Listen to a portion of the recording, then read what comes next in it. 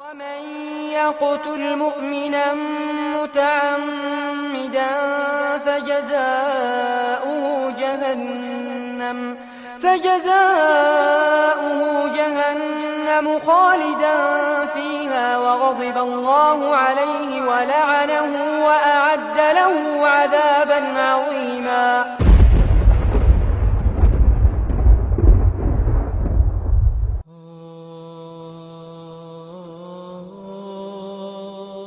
دا قتل دومره یو غټه ګناه ده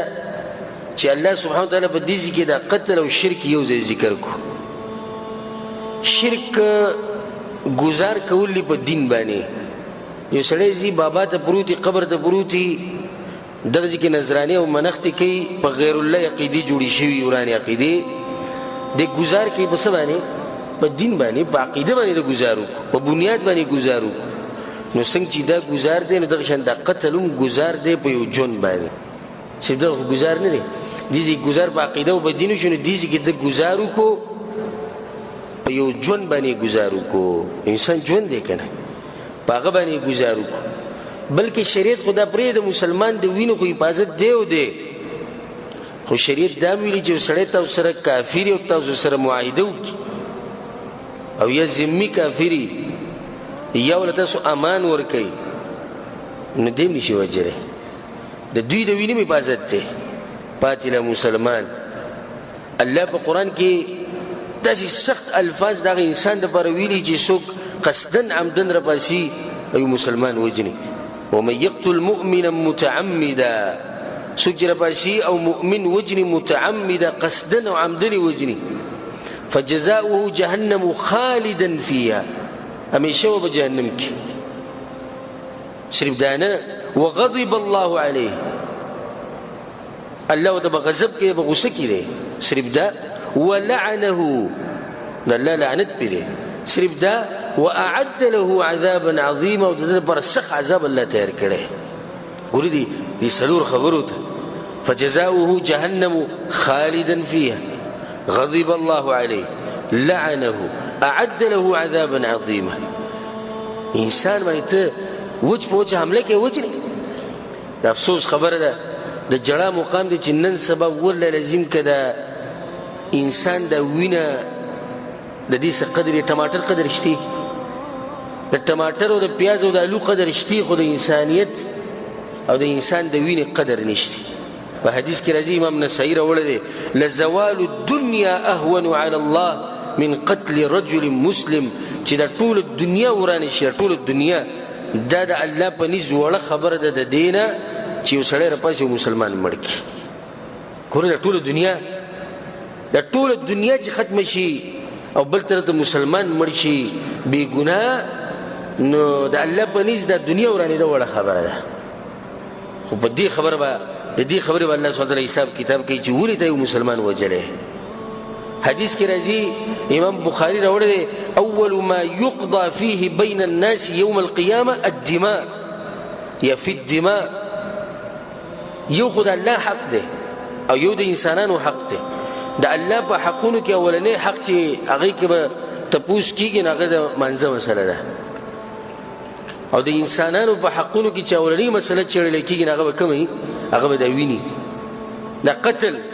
راشه ولې پلانې وجلې ولې څنګه دی وجلې. حدیث کې راځي دومره عجیبه حدیث ته ول لازم چې د سړي په زړه کې ایمان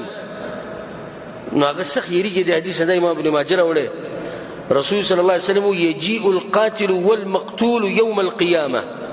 قاتل بمرازي مقتول بمرازي قاتل او مقتول دوانه برازي چا چې وجلې او څوک چې وجلې متعلق برأس صاحبه او دی مقتول به د قاتل د سر نه نیولې روان کړي وي. او په یو روایت کې راځي رسول صلی الله علیه وسلم تشخب اوداجه دما د دې مریض رګونه چې د دینه به د وینې سره رواني داري بکې دی مقتول کمی چې وجلې داغه د مریض د رګونو نه به د وینې رواني داري بکې وای بس او دې دغه کېږي رسول صلی الله علیه وسلم وی د سر نه ویلې سینولې الله تبارک مخامخ کوي چې یا ربي اے الله اے زما رب تپوسو کې ولې زو وجلم سل هذا لما قتلني زولي وجلم یو څه جواب ورکړي رب العالمین بمخ په یو روایت کې راځي داسې الفاظ دي چې انسان په دې زړه کې سخته ګیره پیدا کوي وایي حتی یدنیه من العرش د قاتل به د مقتول به د قاتل به رانیولي او د الله سبحانه وتعالی د عرش ته به یې رانږدې کړي او بیا به الله ته وایي الله تپوس دې وکړه د زه ولې وژلی یم ته به ورته څه ولې دې وژلی څه دلیل دی تا سره دا سړی به څه جواب ورکوي شریعت دې مسله کې دومره سختي کړې ده یو حدیث کې راځي او دې ته هم غوږ کېږدئ امام ابو داود راوړی رسول صلی الله علیه وسلم وایي ابو الدرداء رضی الله عنه وایي ما د رسول صلی الله علیه وسلم نه واورېدو هغه وایي كل ذنب عسى الله ان يغفره هر ګناه چې دنو کېدی شي الله یې وبخي الا من مات مشرکا سوای د دې چې سړی مشرک مړ شي الله یې نه بخي او مؤمن قتل مؤمنا متعمدا یا یو مسلمان راولېږي بل مسلمان قصدن عمدن بې ګناه مړ کړي د ګناه الله نه بخي د حدیث امام ابو داود راوړی ابو هريره د حدیث ته رسول صلی الله علیه وسلم وایي يقبض العلم قیامت ته به نږدې علم ختم شي دا نه ښکاره شوی علم نشته جهالت ډېر شوی والفتن فتنې به ډېرې شي الله اکبر دا ښه واضحه ده ويكثر الهرج او هرج به ډېر شي یا رسول الله صحابه یا رسول الله نور خو موږ ته پته خو د هرج څه ته وایي القتل وجل صحابه یا رسول الله د اوچت مسلمانانو د صحابه یا رسول الله زمونږ نه زیات کافران به هغوی وجني دا خو ډېر تکړه مؤمنان دي یعنې دا مونږ چې څومره کافران وجنو دې نه به زیات هغوی وجني رسول صلی الله علیه وسلم نه هغوی به یو بل وجني یو سړی به راپاسي د تره زوی به وجني یو سړی به راپاسي خپل رور به وجني یو سړی به راپاسي خپل رور به وجني یو سړی به راپاسي مسلمان به وجني دا کافران وجلو والے نه دي بلکې دوی خو منښتي چا پورې په مسلمانانو پورې منښتي ده د قیامت یو غټه نښه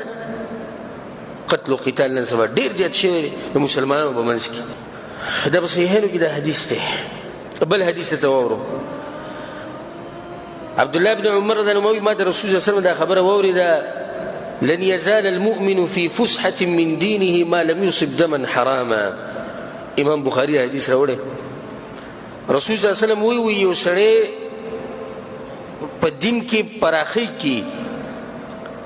دا هغه وخت پورې چې څو پورې دی یو انسان مړ کې بې ګناه قصدن عمدن هغه پراخي به ختمه شي دې څه مطلب دی د پراخۍ کې مطلب دا دی چې یو سړی په دیندارۍ کې مخې ته رواني ترقي کوي خو چې کله یې د لاسونو نه څوک مړ شي قصدن عمدن یو مسلمان نو هغه دینداري پسې شي پې بنده شي تاسو وګورئ کوم سړی چې قاتلي او مسلمانان وجني بې ګناه په معمولی خبره چې هغې باندې هغوی قتل رواني دا سړی دینداره نه ګورئ والله العظیم د کعبې په رب د قسم خورم دا دینداره نه دا کېدی نه شي چې یو سړی د مسلمانانو وجني او د دیندارۍ او دې ځکه رسول صلی الله علیه وسلم ووایي د دین په پراخۍ کې نه دین پراخۍ څه ده یعنې ده کې دینداري نه وي د اوسه پورې مونځ اودس کول د اوسه پورې ذکر اذکار کول د اوسه پورې زکاتونه صدقې ورکول خو چې کله راپاسېدو او یو بې ګناه مسلمان یې مړ کړو نو هغه عبادتونه به څه شو هغه په الله سبحانه تعالی بند بعض علما دا معنی کوي وایي ده ته د توبې دروازه کوله وه خو چې کله دی راپاسېدو او بې ګناه خلک وجلې شروع کړو نو الله ورته د توبې توفیق بیا دا ورته نه ورکوي دا لارې په الله راتنګې کړي یو بل حدیث ووایو ذکر النبي صلی الله علیه وسلم الکبائر رسول صلی الله علیه وسلم په مجلس کې ناسو او دا غټ ګناهونه ذکر کول یو روایت کې سئل عن الكبائر یو کس راغی رسول الله ته پوښتنه کوي رسول الله غټ ګناهونه څه دي وی الشرك بالله الله سره شریک جوړول ټول غټ ګناه ده وقتل النفس اي نفس وجلب حق بګناه قصدن عمدن وعقوق الوالدين او د مور پلار سره بد کول دا حدیث په صحیح بخاری کې بل حدیث وره رسول صلی الله علیه وسلم اجتنبوا السبع الموبقات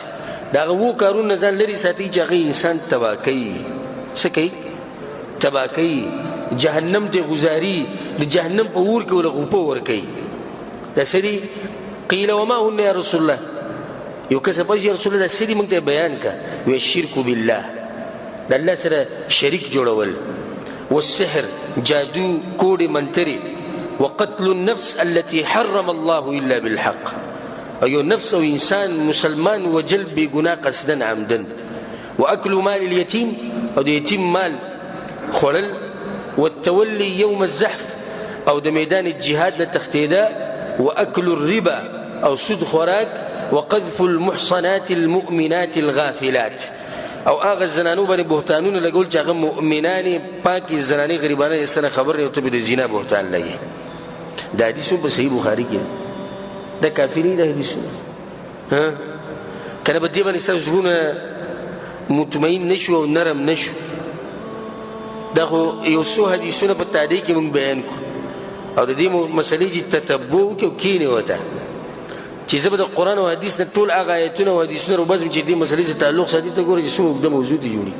په دې باندې علماو کتابونه لیکلي، په جلدونو کې کتابونه لیکلي. خدای سمون اشاره وکړه چې بی ګناه انسان وجل د څومره غټه ګناه ده.